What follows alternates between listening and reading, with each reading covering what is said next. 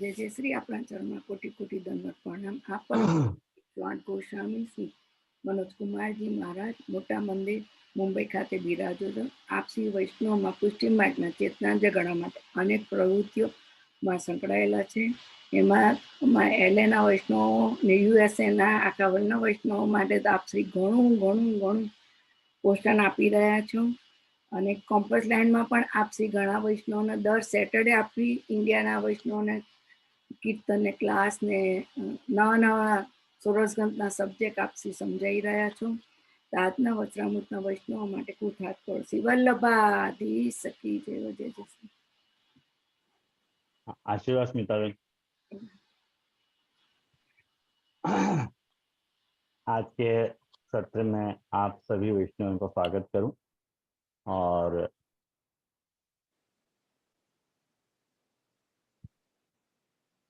मैं सबसे पहले आप लोगों को राधाष्टमी की बधाई देना चाहूँगा।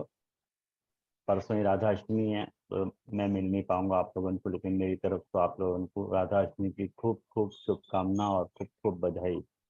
और सत्र के अंत में अपन राधा जी की बधाई को एक पद आश्रय के पद के रूप में ले लेंगे। पशु पूर्व आज अपन पहले मंगलाचरण से प्रारंभ करें। चिंता संतान हंतारो यत्पादाम्बुजरेणवः क्रियानान्तान्निजाचार्यान् प्रणमामि मुहुर्मुहुः।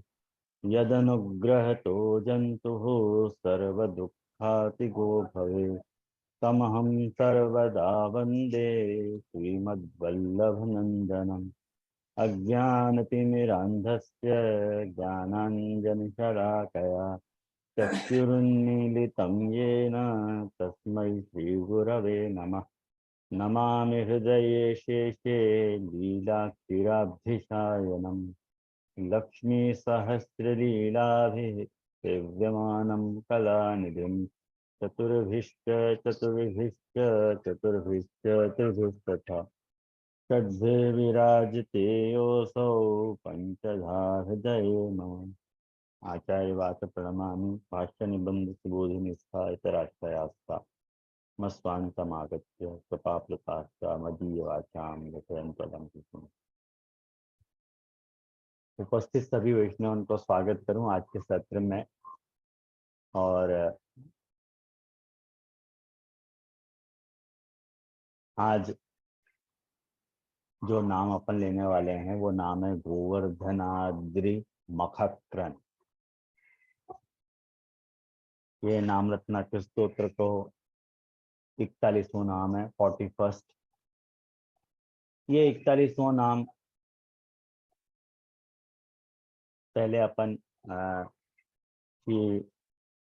देवकीनंदन जी की टीका देख लें। देवकीनंदन जी क्या आज्ञा कर रहे हैं या नाम के अर्थ में। वैसे मैं आप लोगों को एक बात कहना चाहूँ, बहुत दिन से कहना चाह रहे हो तो कि आप लोगों के क्लास शुरू होने के पहले आप लोग ढोलपद गाते रहो।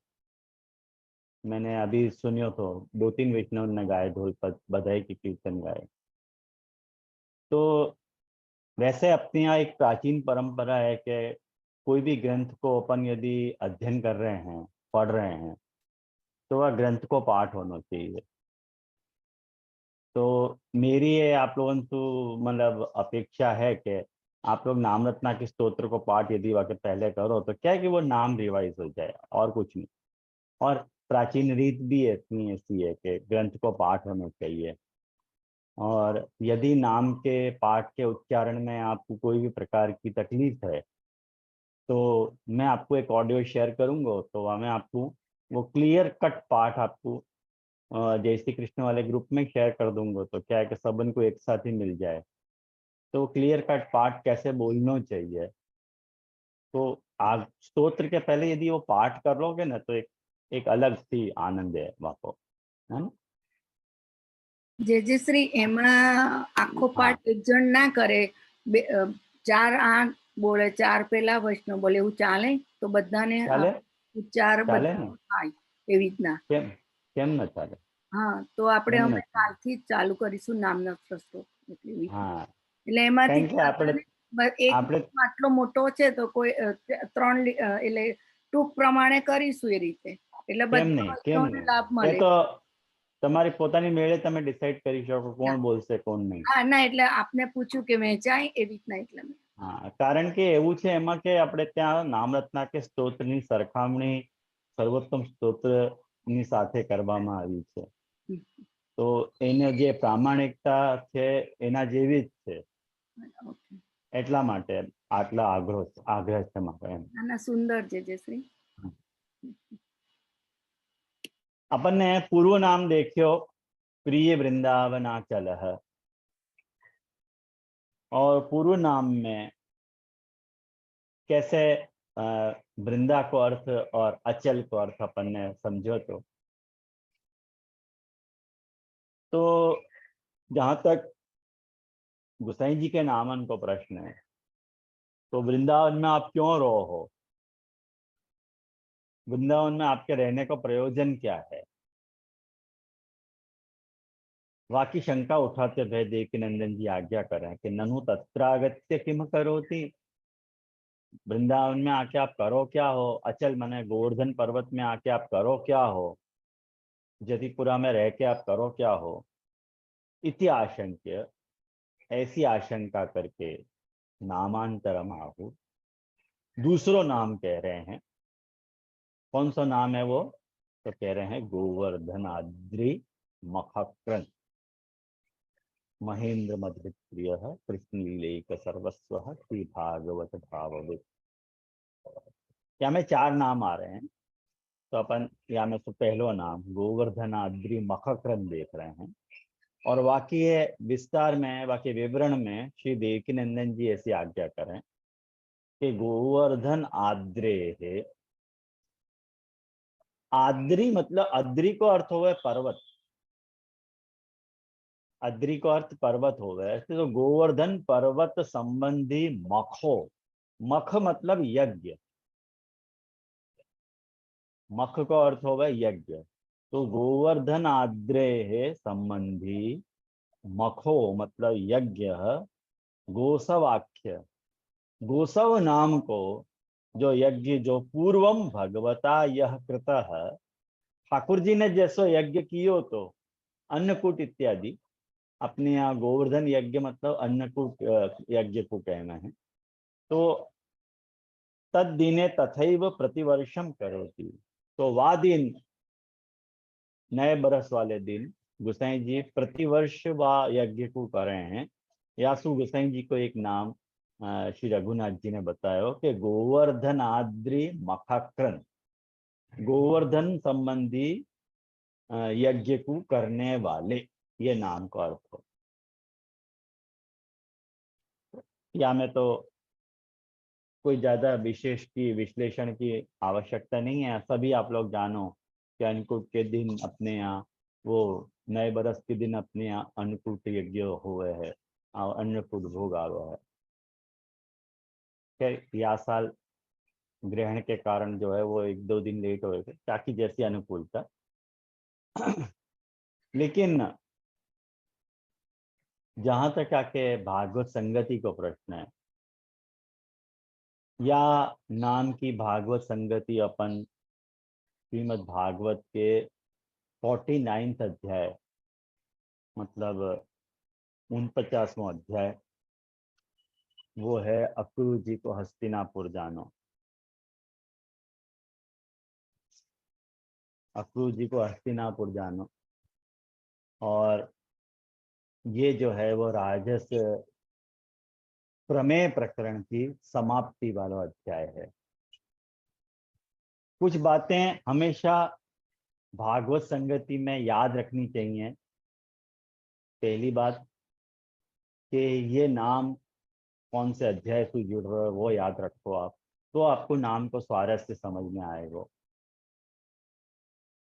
गोवर्धनाद्रि मखक्रन जो है राजस प्रमेय प्रकरण को अंतिम अध्याय 7वां अध्याय, और मूल भागवत सु 49 अध्याय, और सुबोधनी जी के अनुसार 46 अध्याय। देखो 3 अलग अलग बातें हैं। कहीं कि भागवत सु अपन संगति यदि अध्याय की मिला रहे हैं तो 49th अध्याय आ रहा है, और सुबोधनी जी से मिला रहे हैं तो 46th आ रहा है, कहीं कि 3 अध्याय को प्रक्षेप चली रहा है। और प्रमेय प्रकरण से यदि आकी संगति मिला रहे हैं तो ये 7वां अध्याय है।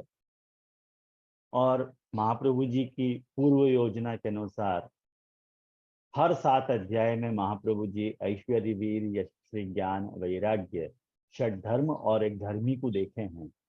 ये महाप्रभु जी के निरूपण की शैली है, जो महाप्रभु जी की अपनी यूनिक है।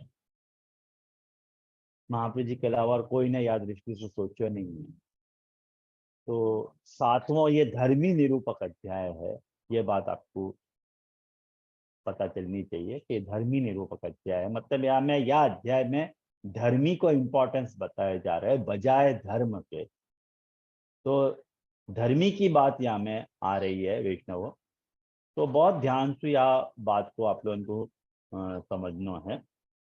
धर्मी निरूपक अध्याय सबसे पहले राजस भक्तन के बारे में थोड़ा अपन समझ लें कि राजस भक्तन के स्वरूप के बारे में अपन थोड़ा डिस्कशन कर लें कि राजस भक्तन को जो स्वभाव है, उनको जो मनोभाव है, उनको जो स्वरूप है और उनको जो व्यवहार है, ये 4 बातें हैं। देखो, राजस भक्तन में, राजस प्रकरण में राजस भक्तन को स्वभाव, उनको मनोभाव, उनको स्वरूप और उनको व्यवहार, इन स्वभाव स्वरूप मनोभाव और व्यवहार के अनुरूप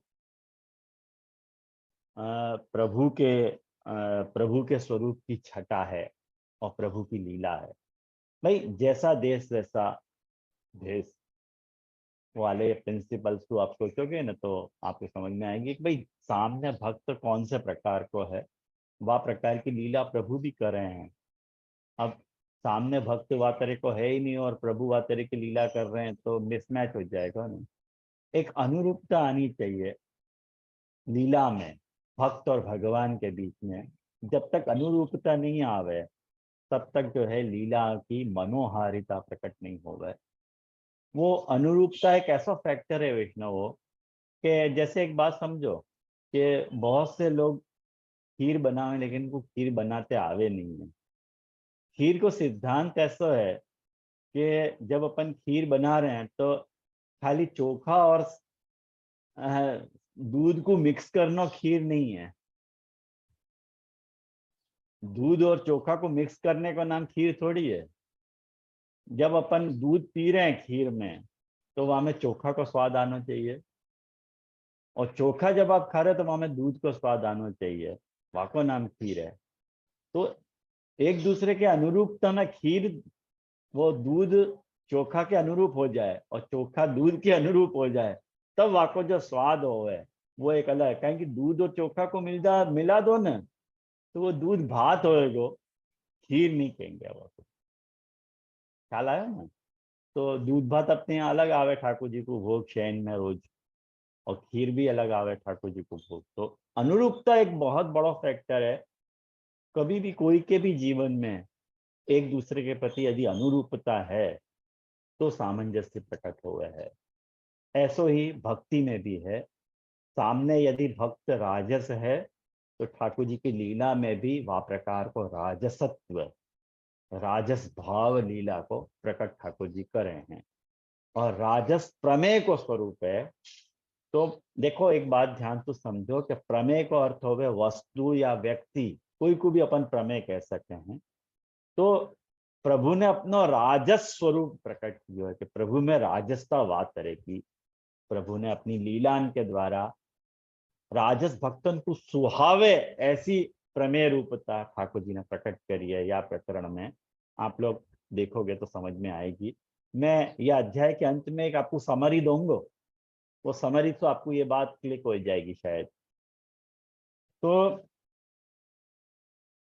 ये राजस प्रकरण में देखो 2 बातें खास अपने को ध्यान रखनी चाहिए। एक तो तामस प्रकरण में जिन तामस भक्तन को राजस बनाए वो एक अलग है।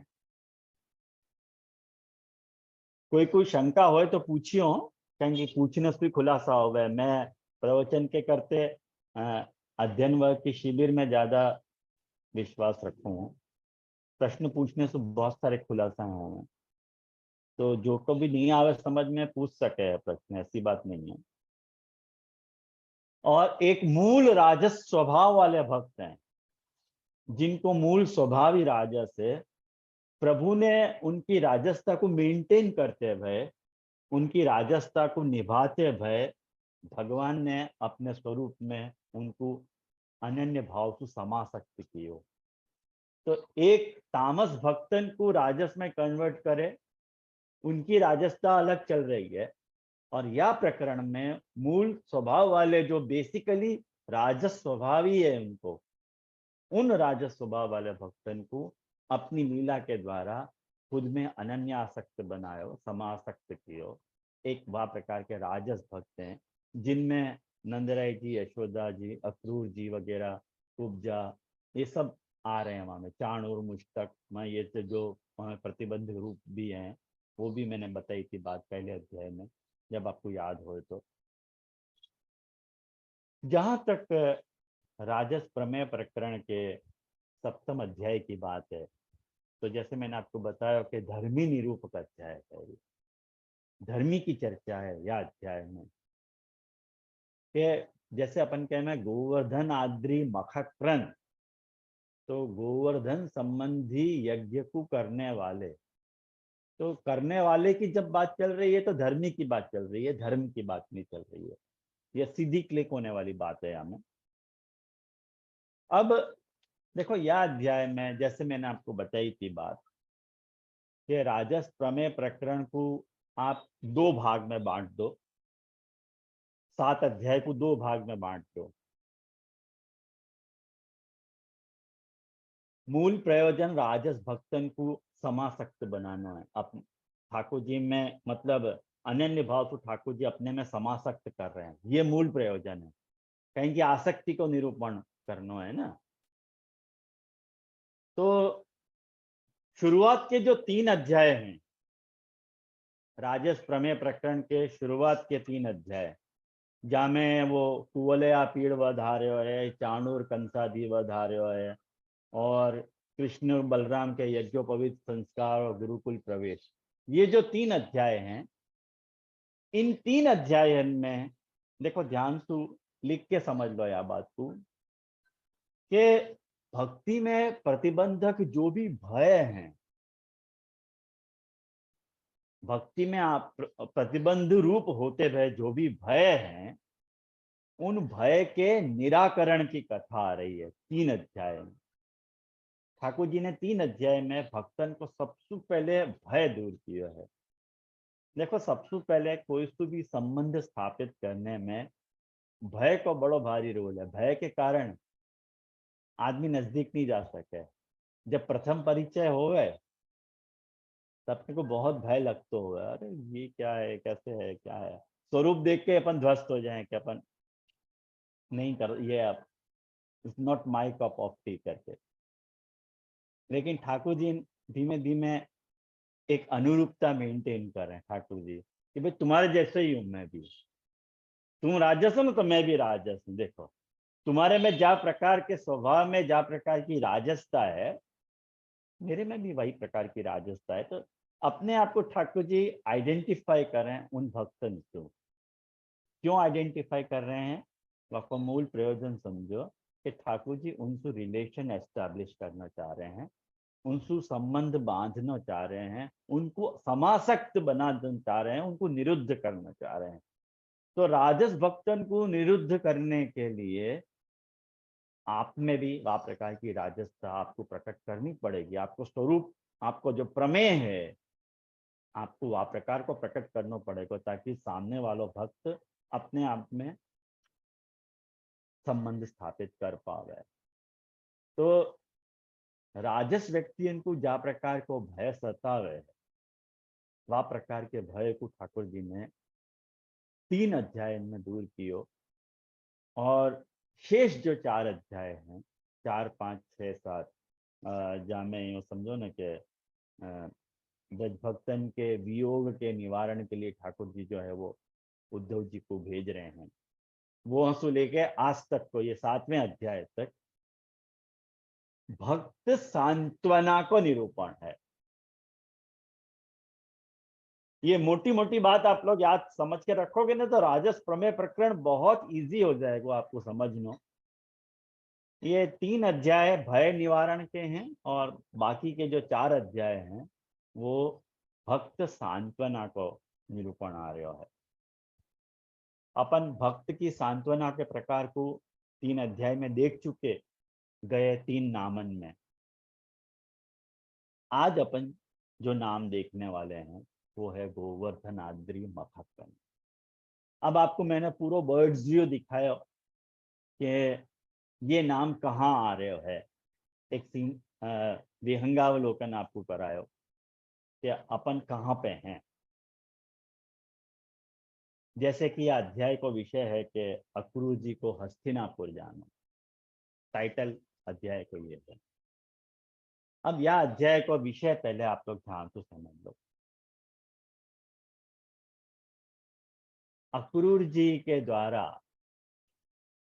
अब देखो भक्त सांत्वना है, मैंने आपको बताई थी कि वाणी सु सांत्वना अक्रूर जी को ठाकुर जी ने करी, काया सु सांत्वना जो है वो कुब्जा को करी, और आज जो सांत्वना का प्रकार है सामने जो ऑपोजिट पार्टी है सात्विक पांडव हैं उनको सांत्वना भिजवा रहे हैं, वो भी ठाकुर जी के भक्त हैं।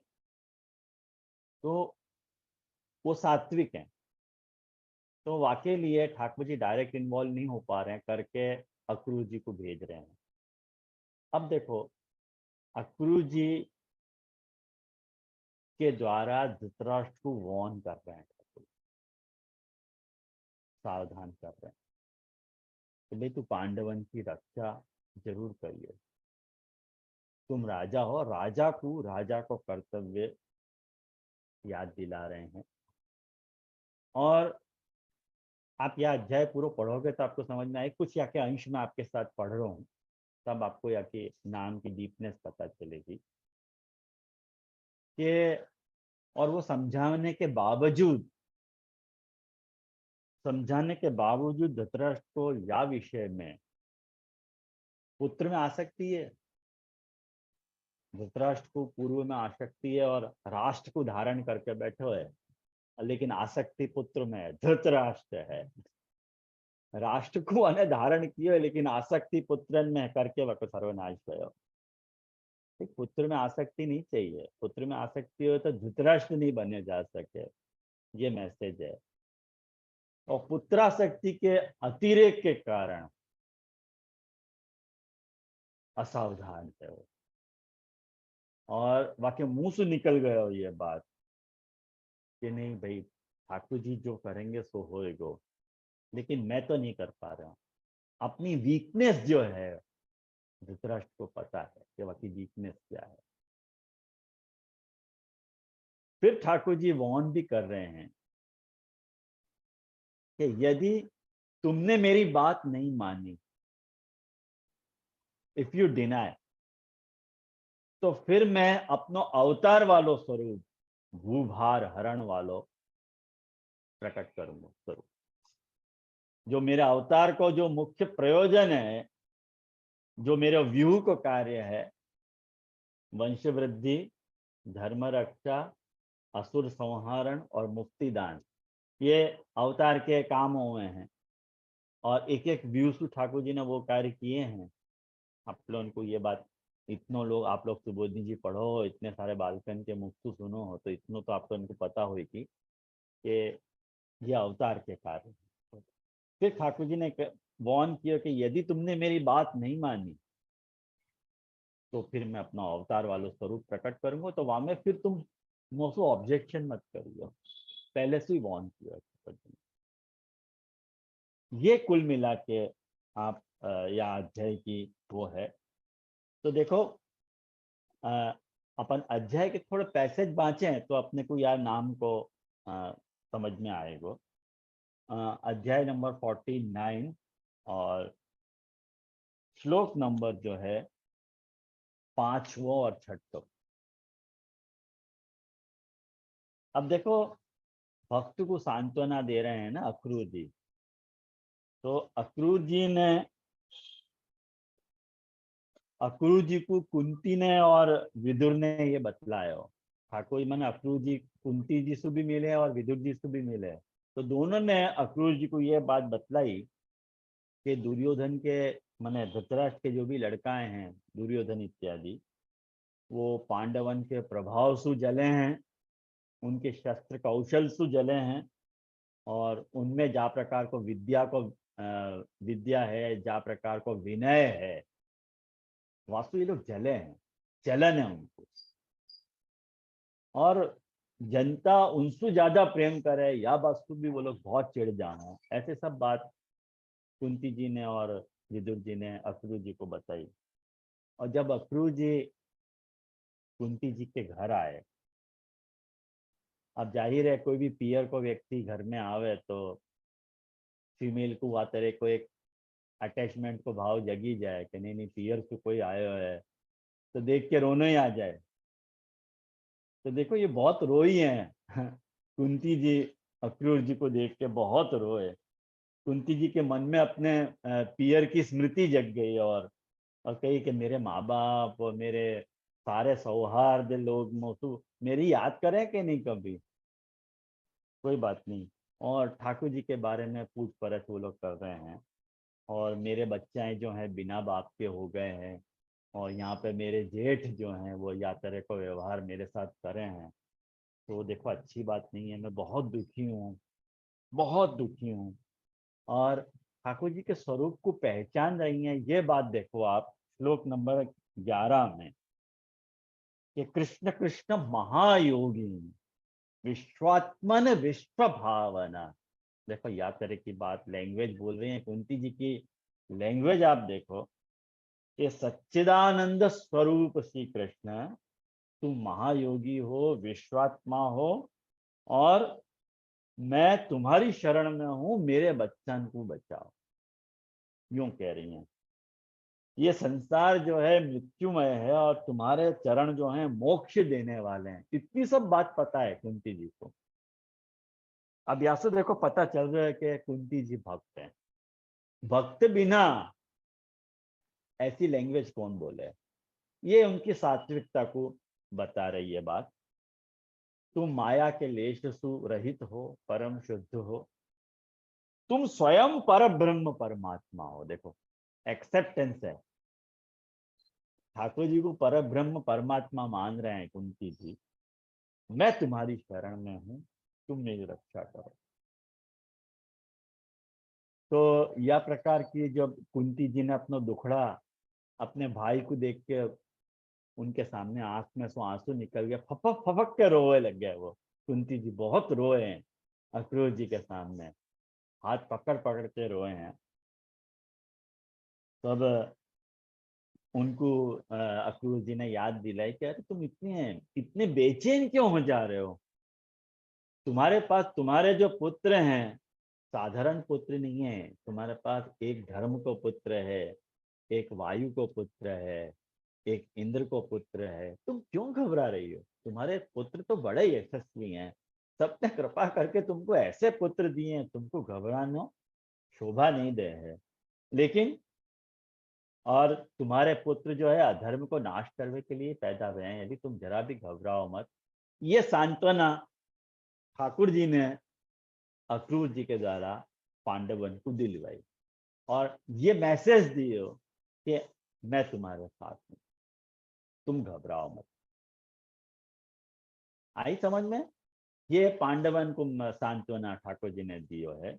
और वाक्य बाद जब ये अक्रूर जी धृतराष्ट्र के पास गए, और धृतराष्ट्र ने अक्रूर ने धृतराष्ट्र को ओपन नहीं कही है, मतलब छुप छुपा के भी नहीं।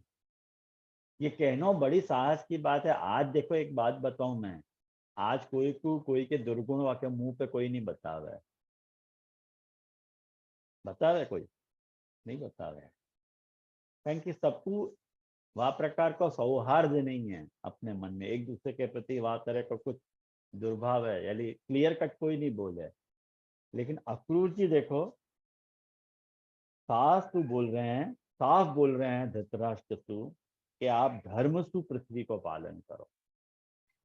अपन को ऐसा लगे कि अक्रूर जी ने कुछ नहीं कही है, ये महाभारत होने से बच सकते तो यदि लोग वाकई समझाते तो धृतराष्ट्र को।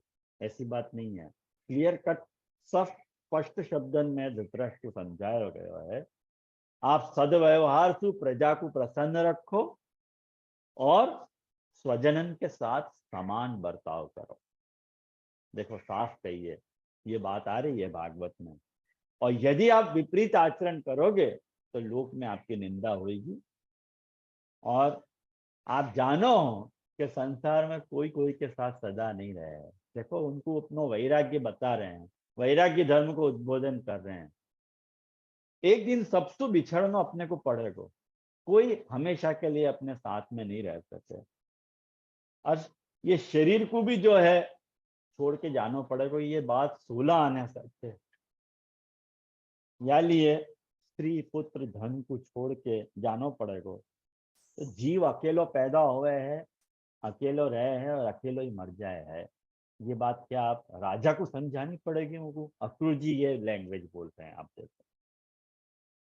देखो जा स्त्री पुरुष को आप अपनो समझो हो, वो तो झूठी झूठी बातें करके आपको अपने में फंसा लेना है। सच की बात को पहचानो, सच पूछो ना तो आपको अपना लौकिक स्वार्थ भी आपको पता नहीं चल रही कि आपको लौकिक स्वार्थ क्या है। जाके लिए आप ये अधर्म कर रहे हो वो भी आपको साथ नहीं देने वाले हैं। ये इतनी सारी वैराग्य की बातें उनको समझा के, सारी बात मैं पूरी तो आपके साथ शेयर नहीं कर सकूंगा, अपने पास लिमिटेड टाइम है। लेकिन ये जब बात आप समझोगे, एज ए रिजल्ट धृतराष्ट्र के ऊपर आपको क्या इफेक्ट आया इन सब बातों को। देखो धृतराष्ट्र क्या कह रहे हैं कि दानपति अक्रूर जी, आप देखो कोई के संबंध सु, कोई के संबोधन सु आप कोई के हृदय में झांक के देख सको कि वाकई हृदय में क्या भाव है। जा तरह से वो कम्युनिकेट कर रहे हैं। धृतराष्ट्र धृतराष्ट्र जान रहे हैं कि मेरे से गलती हो रही है। आप मेरे कल्याण की बात जो आप कह रहे हो मेरे से, जैसे मरने वाले को अमृत मिल जाए तो तृप्त नहीं हो सके है, ऐसे आपकी बातों से मैं तृप्त नहीं हो रहा हूं।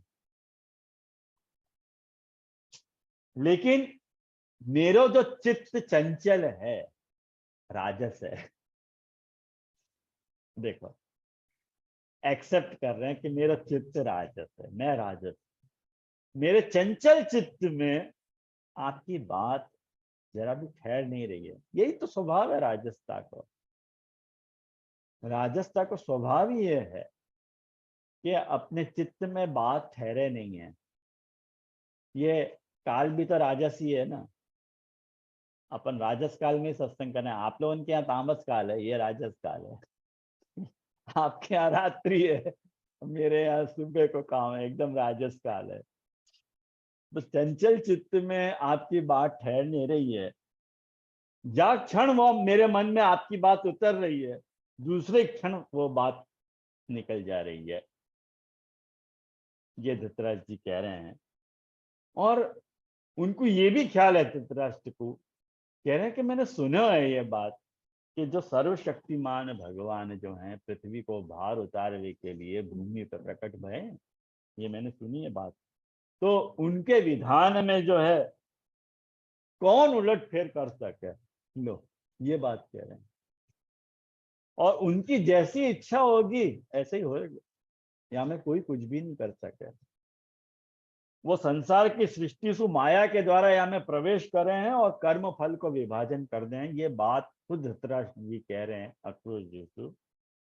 तो मैं उनको नमस्कार करूं, लेकिन मेरे से तो नहीं होएगा ये बात। मैं तो पुत्र के प्रेम में बंध हो गया हूँ, साफली एडमिटेड। ठाकुर जी ने मुझको सांत्वना उपदेश दिया मेरे को, लेकिन वो उपदेश मेरे चंचल चित्त में ठहर नहीं रहा है। और यह प्रकार को मैसेज अक्रूर जी ने धृतराष्ट्र को दियो और वाक्य बाद ठाकुर जी के पास लौट आए अक्रूर जी। और ठाकुर जी ने आपको एक्सेप्ट किया कि कोई बात नहीं, अब मुझको अपनो अवतार कालिक स्वरूप प्रकट करना है भूभार हरण को। अब मेरे पास कोई जवाबदारी नहीं, सामने वाला मुझसे कह नहीं सके कि तुमने गलत किए। मैंने वार्न किए थे, सावधान किए थे, लेकिन उनने मेरी बात नहीं सुनी। ये तो पूरा आप देखो अध्याय है, मैंने आपको पूरा अध्याय सुनाया और अध्याय में क्या प्रतिपाद्य विषय है वाको आपके सामने प्रेजेंट कियो। अब या कि अपन संगति पर विचार करें कि या नाम से कैसे ये अध्याय जुड़ रहे है। मैं प्रयास कर रहा हूं कि आपको जोड़ पाऊं या नाम से, यही तो मेन बात है, जसो अपन को जोड़ना है। भागवत संगति यही को नाम है। अब देखो, मख को अर्थ होवे है यज्ञ। मैंने आपको पहले ही बताया ये बात। गोवर्धन आदि यज्ञ को करने वाले, ऐसा अर्थ हो सके कि नहीं हो सके। अब यज्ञ शब्द के, यज्ञ शब्द बनो है यज धातु से, और यज के व्याकरण में, कोश में, डिक्शनरी में 3 अर्थ समझाए गए हैं। देव पूजा संगतिकरण दानेशु, मने यज्ञ को अर्थ होवे देव पूजा पहलो, दूसरो यज्ञ को अर्थ होवे संगतिकरण, संगति करना, मिलान करना, और तीसरो एक अर्थ होवे दान। ख्याल आयो? देव पूजा संगतिकरण दानेसु, ये 3 अर्थ यज धातु के, इन 3 अर्थन में यज्ञ शब्द प्रयुक्त हो गए। कोई को दान किए तो भी वाको यज्ञ कहो जाए, कोई की अपन ने संगति करी वाको भी यज्ञ किया जाए, और अपन एक जो देव पूजा कर रहे हैं वो अपना यज्ञ है। ऐसे 3 अर्थन में यज्ञ शब्द प्रयुक्त हो गए। अब ध्यान से समझो या बात को कि यज्ञ को अर्थ है, अब यहाँ पे यज्ञ शब्द आयो नहीं है, यहाँ पे गोवर्धन यज्ञ है, बराबर है। तो सबसे पहले अपने को गो शब्द का अर्थ समझना पड़ेगा कि गो शब्द से क्या अर्थ है। देखो, गो शब्द के बहुत सारे अर्थ होंगे। मैं हमेशा आपको पर्यायवाची शब्द बता तो रहा हूँ, आपको लगेगा कि ये सब क्या बताते रहे दीजिए, लेकिन बाकी प्रकार कितने वाणी में क्या विलास है ये मैं आपको बताता रहा हूँ। गो शब्द का अर्थ बाण होवे, एरो। गो शब्द को अर्थ आंख भी होवे है। गो शब्द का अर्थ वज्र को भी गो कहो जाए, गाय को कहो जाए, स्वर्ग को कहो जाए, पृथ्वी को कहो जाए, सरस्वती को अर्थ नाम गो है, सूर्य को गो कहो जाए, बैल को भी गो कहो जाए। ये इतने सारे गो शब्द ने, और गो शब्द को अर्थ वाणी, जैसे सरस्वती है अपने वार्ता में अभी आवे, गो शब्द न वाणी कहियते, चौरासी वैष्णव की वार्ता में भी आवे, देखो आप। तो गो शब्द के इतने सारे अर्थ हैं।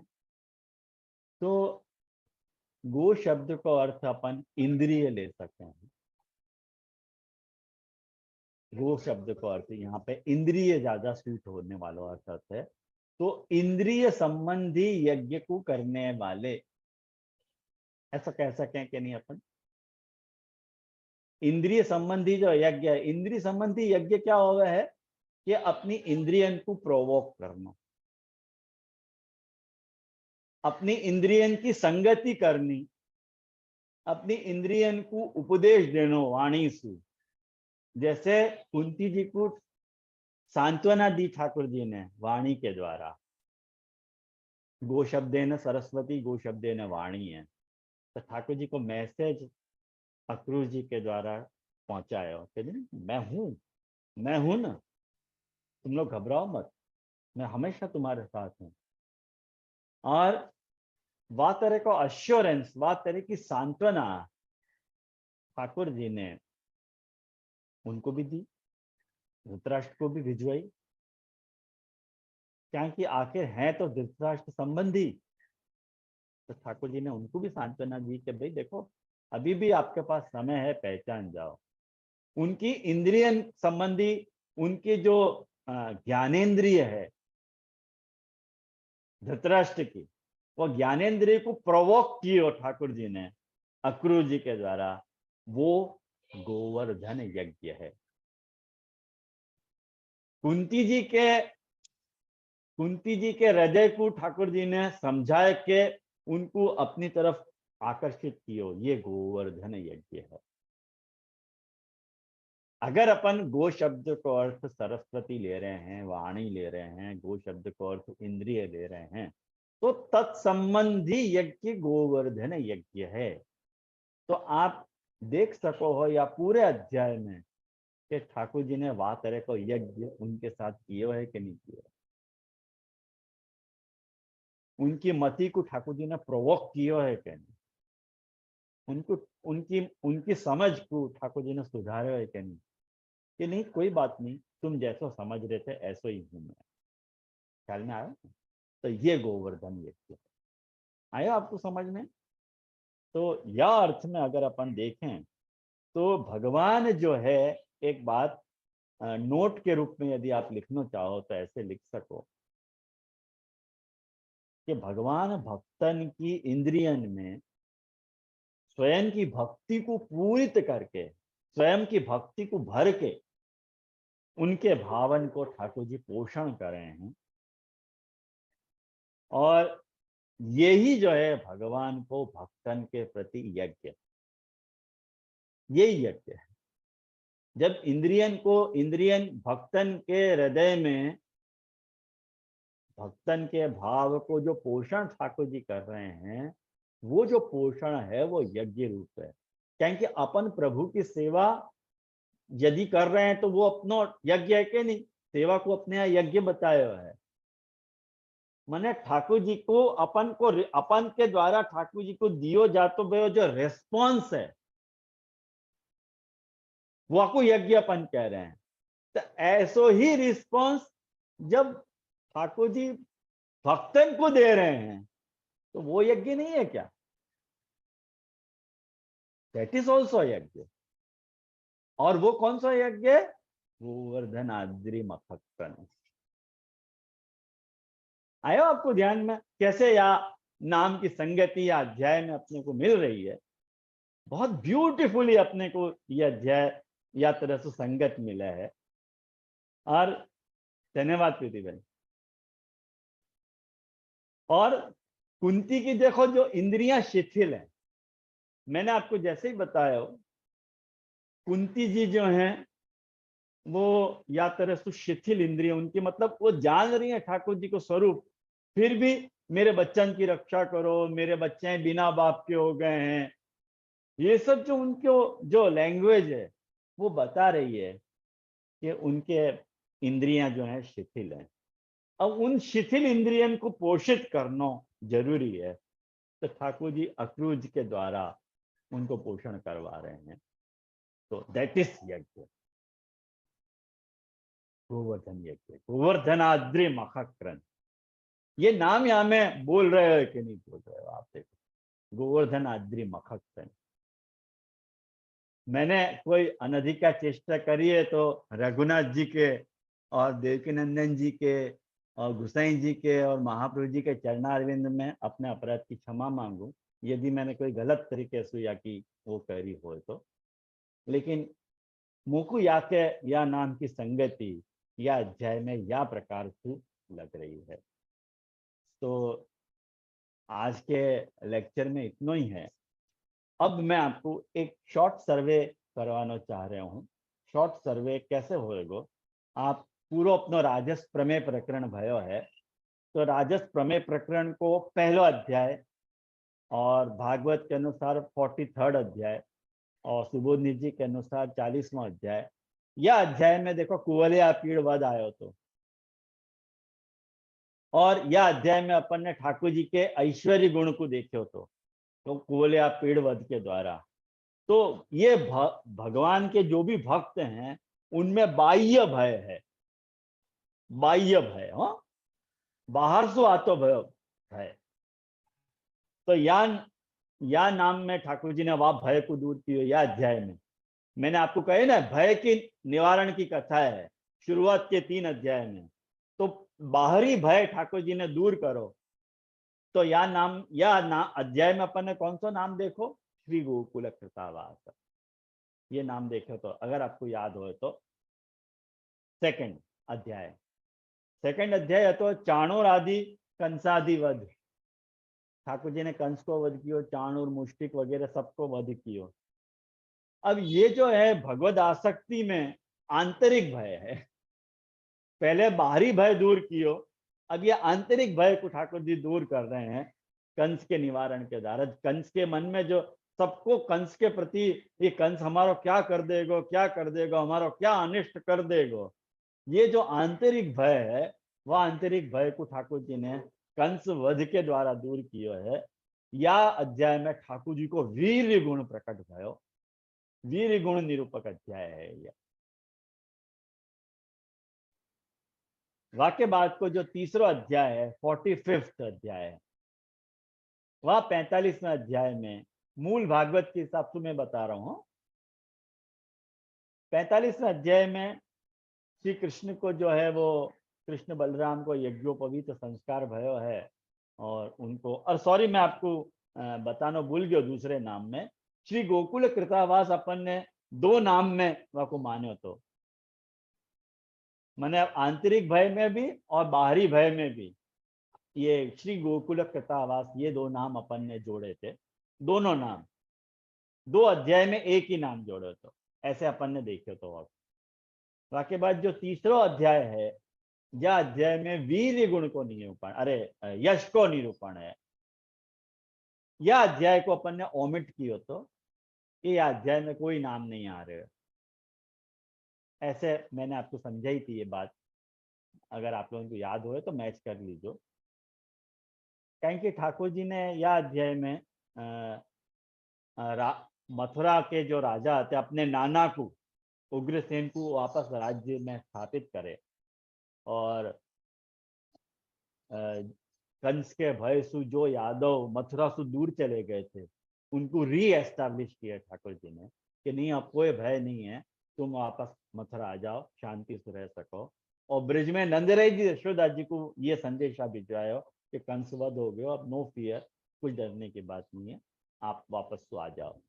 तो यह अध्याय को अपन ने ओमिट किया, तो यह अध्याय में कोई भी नाम नहीं है। तो ये 3 अध्याय भय निवारण के होते। और अब सांत्वना के 4 अध्याय, वहां में चौथा अध्याय ठाकुर जी ने भक्त सांत्वना प्रारंभ हो रही है कि ठाकुर जी ने उद्धव जी को प्रेषित कियो, अब ब्रिज भेजने के लिए रेडी कियो। तो ब्रिज भक्तन के वियोग के निवारण के लिए भगवान को उद्यम होना, प्रिपेयर होना, यह अध्याय में ये बात आई है। और दूसरी बात जो यह अध्याय में मेन आई है वो है एक निराशा के कारण, डिससेटिस्फेक्शन के कारण वो जो भगवत प्रतिबंध आ गया तो ब्रज भक्तन को वाकु दूर करने के लिए एक जीवनदायिनी सांत्वना ठाकुर जी ने उनको दियो उद्धव जी के द्वारा कि भाई उद्धव जी को भेजो कि उनको मेरी तरफ से उनको जीवन जीवित करो। एक उनमें या तरह को डिससेटिस्फेक्शन प्रकट हो गया है कि वो मेरे बिना बहुत दुखी हैं, तो उनको ब्रज में भेजो है ठाकुर जी ने। तो यह अध्याय में ठाकुर जी को श्री गुण प्रकट भयो है, आप देखो सौंदर्य प्रकट भयो है। और या को अपन ने कालिंदी पुलिन प्रिय नाम से या को कनेक्ट किया, तो कालिंदी पुलिन प्रिय। और या के बाद जो 5वां अध्याय है तो भ्रमर गीत वाला अध्याय, वहां में ठाकुर जी के ज्ञान गुण को निरूपण अपन ने देखे। तो और यह अध्याय में भगवत विप्रयोग को दूर करने के लिए भगवत स्वरूप को ज्ञान जो है वो उनने दिलाया उद्धव जी को।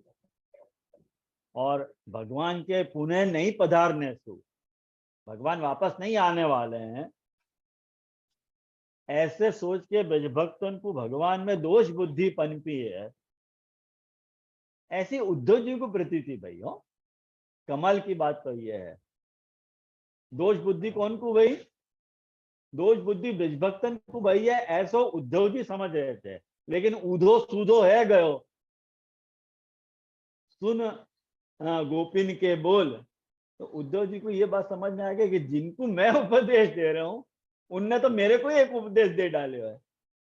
और एक बात समझो, ब्रजभक्तन के दोषारोपण, जो भी ब्रजभक्तन ने दोष लगाए ठाकुर जी के ऊपर, और जो भी मानादि भाव, गुस्सा वाले भाव ठाकुर जी के ऊपर लगाए थे, वो दोष बुद्धि मूलक नहीं है।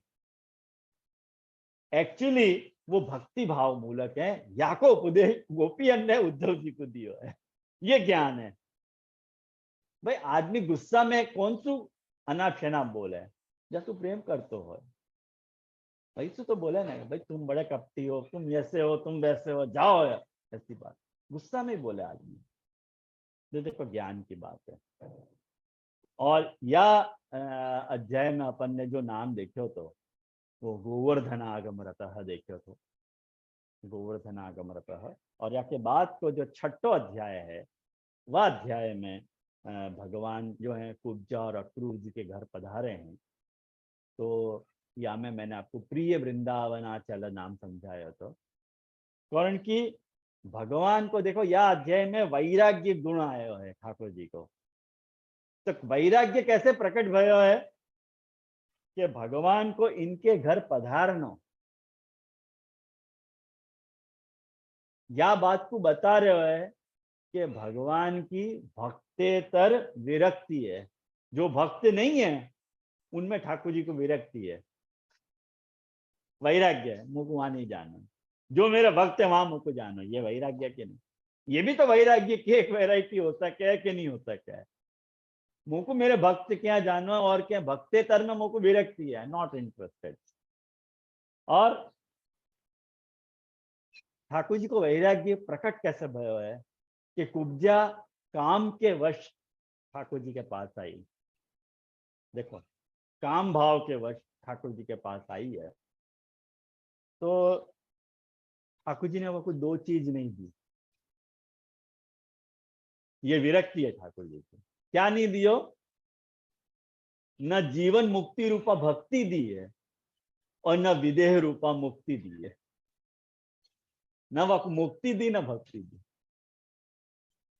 ये ठाकुर जी की विरक्ति है, वैराग्य ठाकुर जी को नॉट इंटरेस्ट। राइट, तू जा बात को मूड बना के मेरे पास आई है, वो बात मैं तुझे दे दे रहा हूँ, एक्सेप्टेड। फैंटास्टिक है ठाकुर जी, इसको नो कंपैरिजन। ठाकुर जी के जैसा व्यवहार कुशल तो कोई हो ही नहीं सके।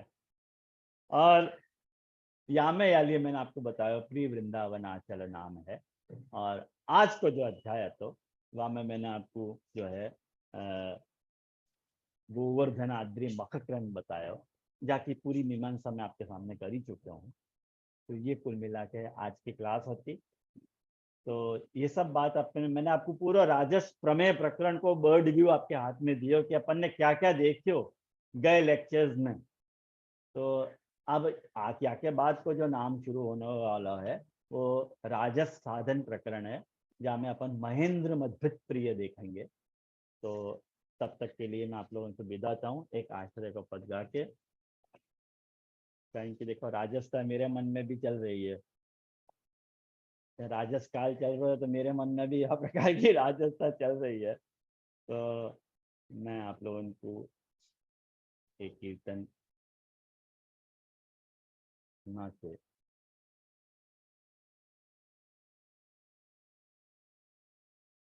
एक मिनट।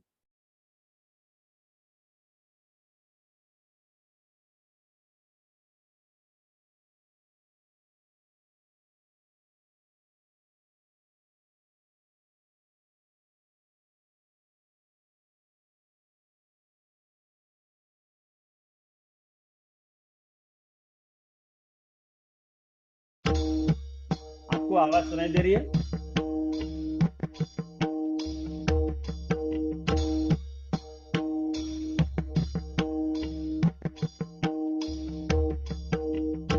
ये अपन राग मालव में एक राधा जी की बधाई को पद गा रहे हैं। रावल आज कुलाहल माई, रावल आज कुलाहल। ये पद अगर आपके पास है नहीं तो मैं आपको ये पद भिजवा रहा हूँ। मैं अभी आपको वो कुछ भक्ति जय श्री कृष्ण वाला ग्रुप है ना, हाँ जय श्री कृष्ण वाला तो आपके पास होएगा ना? આ ઇન્દોર વાળી બુકમાં છે જયશ્રી? नहीं हो तो जय श्री कृष्ण वाले ग्रुप में है ये पद। ઓકે, मैंने भेजा है अभी जय श्री कृष्ण ग्रुप में, अगर आप लोग हो तो मिल जाएगा आपको। मिलो।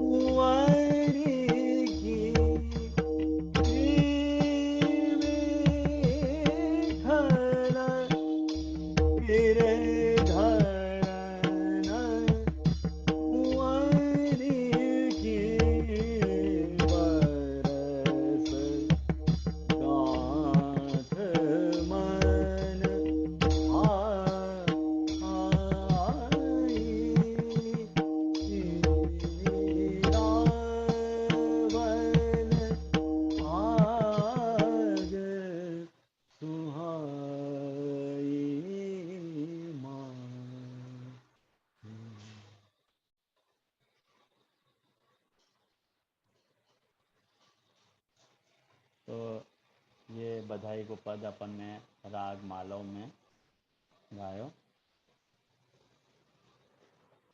तो आज्ञा लूँ आप लोगों को स्वबंशु। अब हाँ अपना नेक्स्ट सेशन कब है स्मिता बहन बताएंगे आप लोगों को? हाँ आप देख-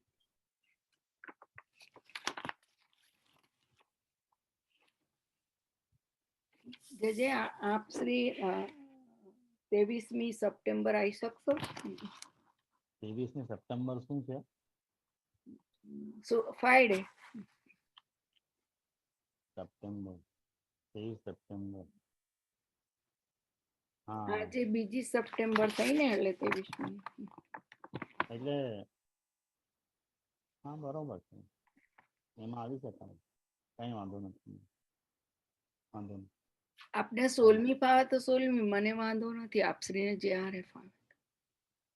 16 તારીખ 16 કે 23 આપને 2 દિવસ ફાવે તો બંને, મને વાંધો નથી આપશ્રી. હા ફાવશે. બંને દિવસ આપ બિરાજશો?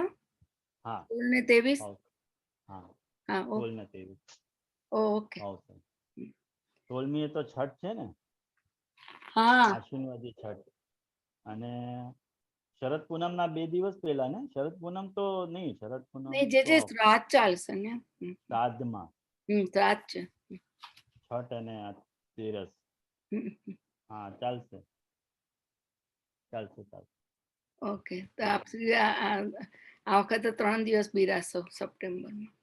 હા તો અચ્છા અત્યારે કયું છે આજે? આજે આજે કયું? સપ્ટેમ્બર 2 થઈને અમારે ફર્સ્ટ થઈ. હા આપને તો હજુ 15 દિવસ છે ને હજી. હમ, હા તો વાંધો નહીં, નહીં. બે તો પછી મેં કહ્યું 8 હા 16 ને 23. ઓકે છે. 16 ને 23 ઓકે હું- ડન. હું લખીને મૂકી દઈશ આપને. પછી મને નહીં બોલાવતા, ઓક્ટોબરમાં બહુ બિઝી છું. એટલે મેં કહ્યું હા કેમ પાડી મને. હા I understand. જયો જયો. મેં કહ્યું વાંધો હા નહીં, કેમ ચાલો પાડી. ઓકે ધન્યવાદ, ઓકે, પ્રણામ. ચાલો.